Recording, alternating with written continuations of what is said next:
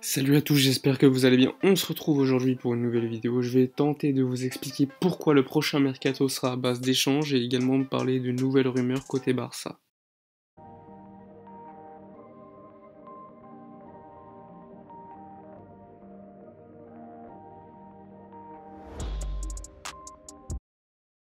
Bon, ma vision du prochain marché des transferts post-crise est assez simple à comprendre, hein. On est tous d'accord pour dire qu'il y aura une baisse des revenus des clubs, donc un manque de liquidité pour payer des transferts, ce qui va donc entraîner des échanges.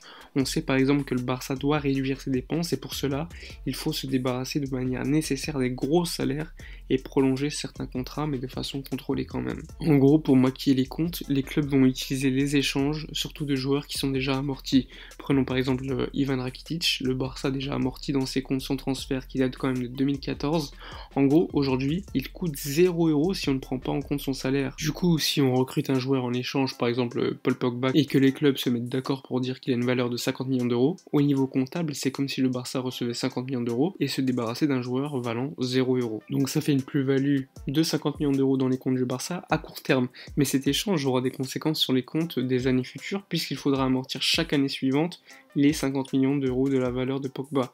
Donc si le joueur issu de l'échange signe pour un contrat de 5 ans, chaque année le Barça devra amortir 10 millions d'euros, puisque 50 divisé par 5, ça fait 10 millions d'euros. Donc les échanges, c'est une bonne idée à court terme pour maquiller les comptes de l'année actuelle, vu qu'il y a la crise, mais ils peuvent poser problème sur les comptes des années suivantes.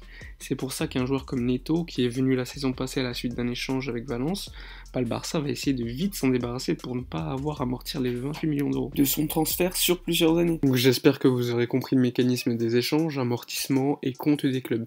Le problème, c'est que si des joueurs âgés à gros salaire refusent d'entrer dans les échanges, le club sera nécessairement en difficulté à court terme et sera poussé à vendre des joueurs plus talentueux, plus jeunes, qui ont donc de la valeur. Et là, je pense à un joueur comme Todibo. Donc la clé, c'est vraiment de se débarrasser de vétérans à gros salaire inutile pour l'équipe et qui ont déjà été amortis, comme Ivan Rakitic ou encore Arturo Vidal. C'est d'ailleurs pour ça qu'on entend énormément d'échanges avec Arturo Vidal ou encore Ivan Rakitic. Enfin bref, j'espère que j'ai été assez clair pour vous expliquer pourquoi le Barça tentait de faire des échanges ou pourquoi certains joueurs jeunes pouvaient partir au détriment de vétérans qui ne veulent pas partir. Ils ont tellement de gros salaires que peu de clubs leur offrent autant ailleurs. Il serait limite mieux de s'en débarrasser à 0 € que les subir dans l'effectif, ce qui conduirait à la vente de bons jeunes. Pour économiser de l'argent, le Barça va donc de nouveau entamer des négociations avec les joueurs pour baisser leur salaire encore une fois, mais de manière plus importante. Les joueurs ont baissé leur salaire de 72% pendant 2 mois, ce qui représente 10% sur l'année, mais c'est pas assez, surtout que le club ne recevra pas de revenus de billetterie et de merchandising tant que le Camp Nou ne sera pas réouvert, et ça pourrait durer encore très longtemps, au moins jusqu'à l'année 2021. Enfin bref, au niveau du mercato, on a appris que Dortmund était intéressé par Ansu Fati, mais que le Barça ne le vendrait pas.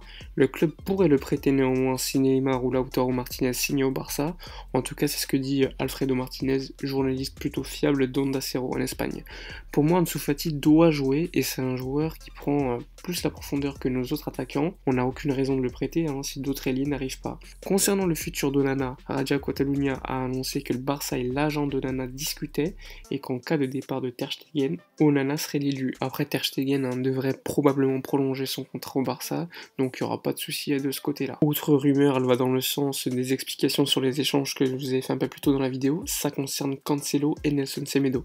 Donc selon Sport, Manchester City a proposé un échange et pourrait ajouter en plus de l'argent. En tout cas, ça négocie aujourd'hui pour un potentiel échange plus 5-10 millions d'euros. Donc imaginons que ça se fasse et que Manchester City ajoute 10 millions d'euros. Donc Semedo a signé il y a 3 ans pour un contrat de 5 ans pour 35 millions d'euros. Ça veut dire que le Barça amortit Semedo chaque année à hauteur de 7 millions d'euros, puisque 35 divisé par 5, ça fait 7. Comme il est là depuis 3 ans, le Barça dans ses comptes a déjà amorti 21 millions d'euros, 7 x 3. Donc il resterait 14 millions d'euros à amortir pour Semedo au Barça. En gros, dès lors que le Barça récupère au-delà de 14 millions d'euros, le club est gagnant au niveau comptable. Du coup, le Barça et City vont fixer la valeur de Cancelo pour l'échange. Disons qu'ils considèrent que Cancelo vaut 40 millions d'euros. Le Barça ferait donc une plus-value de ses comptes de 26 millions d'euros, puisque 40 moins 14, ça fait 26. Les 40, c'est la valeur de Cancelo, et les 14, c'est la somme restante à amortir pour le Barça. Donc ça fait bien 26 millions d'euros de plus-value directement, et ça sans compter la somme somme que pourrait ajouter Manchester City dans l'échange.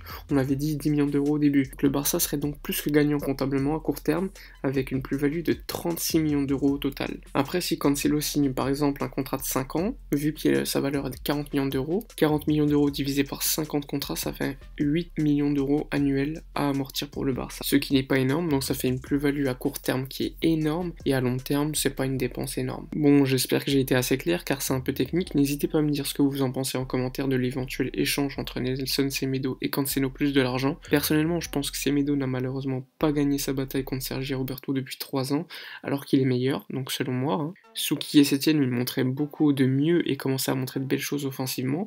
Défensivement, il est meilleur que Cancelo, mais offensivement, je pense pas. Après, Cancelo sort d'une année où il a peu joué à City, alors qu'à Valence, la Juve ou encore l'Inter, il avait été plutôt bon. Après, si Pep Guardiola veut Semedo, c'est pas un hasard quand même. Mais bon, je pense que s'il y a moyen, le Barça fera le deal vu tous les avantages que ça signifierait au niveau comptable pour le club.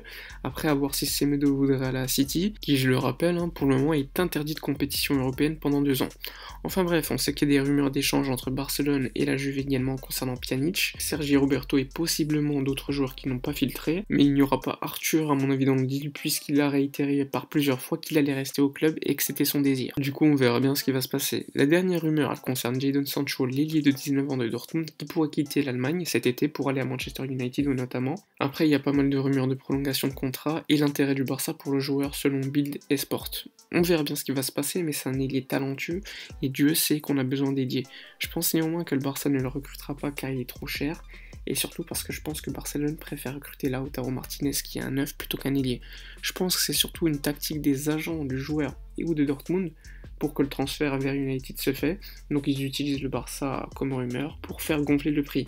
Donc le Barça va donc miser à mon avis sur Ansu Fati, Dembélé et probablement Trincao, ce qui me paraît quand même assez léger pour les ailiers. Concernant Lautaro Martinez, le Barça travaille depuis des mois avec les agents du joueur pour l'amener à Barcelone. Lautaro est quasiment d'accord avec le club, mais il manque le plus important, convaincre l'Inter qui demande au moins 90 millions d'euros et un joueur, ce qui me semble quand même beaucoup trop. J'ai d'ailleurs fait un sondage sur Twitter pour savoir quelle somme il valait selon vous, et je suis plutôt d'accord pour dire qu'il vaut aux alentours de 60 millions d'euros. Vu le contexte de la crise actuelle, ça serait une bêtise de surpayer un joueur qui, à mon avis, n'est pas la priorité en attaque, puisque, je le répète, on a besoin d'ailier. Lautaro Martinez fait une bonne saison à l'Inter, mais il faut se rappeler qu'il n'a pas fait 3-4 saisons de haut niveau, qu'il est encore très jeune et qu'il n'a rien prouvé en Ligue des Champions. On parle quand même de remplacer Luis Suarez à moyen et long terme, et on est obligé d'exiger un joueur qui est confirmé, et s'il n'est pas confirmé, un joueur talentueux, mais pas un coût énormissime vu la crise actuelle. Après, on peut se demander quel profil de numéro 9 on devrait choisir. Plutôt un 9 comme Lautaro Martinez qui va au pressing, mais qui prend un peu moins la profondeur, qui a un jeu de haut but qui est quand même très intéressant, qui connaît Messi, ou ne pas acheter de neuf du tout, placer Messi en faux numéro 9 et acheter 2 ailiers de top niveau. Puisqu'on ne peut que le constater, Messi aujourd'hui ne joue pas à droite, c'est un joueur qui est libre, qui va plutôt jouer en numéro 10, voire parfois en numéro 8. Après évidemment jouer à droite lui permet d'avoir le jeu face à lui lorsqu'il se retourne avec son pied gauche, et je me rappelle du grand Barça de Pep, Messi était libre, et il laissait généralement son côté à Daniel Alves, et aujourd'hui malheureusement on n'a pas de top ailier, encore de latéral droit qui pourrait amener autant offensivement que Dani Alves. Du coup c'est quand même assez compliqué de trouver une solution, n'hésitez pas en commentaire à me dire ce que vous feriez personnellement si vous étiez le directeur sportif du FC Barcelone. Concernant Samuel Umtiti, selon Mondo Deportivo, Umtiti est un joueur qui a reçu des tonnes d'offres d'autres clubs, notamment Manchester United, Arsenal, Chelsea, Inter Milan, Napoli et voire le PSG. Du coup tous ces clubs seraient potentiellement intéressés par Umtiti.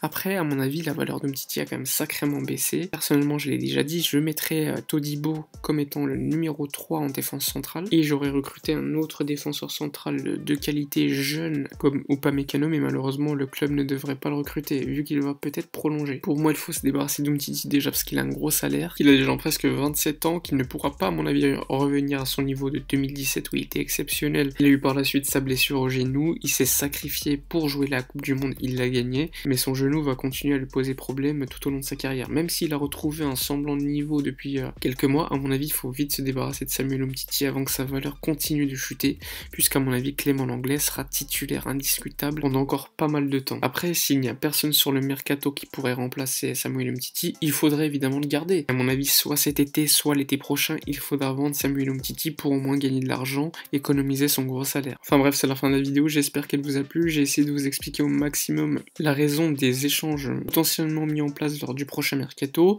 N'oubliez pas, comme d'habitude, de liker la vidéo, de commenter et de vous abonner à la chaîne si ce n'est pas fait. N'hésitez pas à me dire en commentaire ce que vous pensez des potentiels transferts ou non qui pourraient se faire prochainement, et me dire quel joueur devrait partir en priorité du FC Barcelone. Bon, moi je vous dis à bientôt pour une prochaine vidéo, et comme d'habitude, d'ici là, portez-vous bien.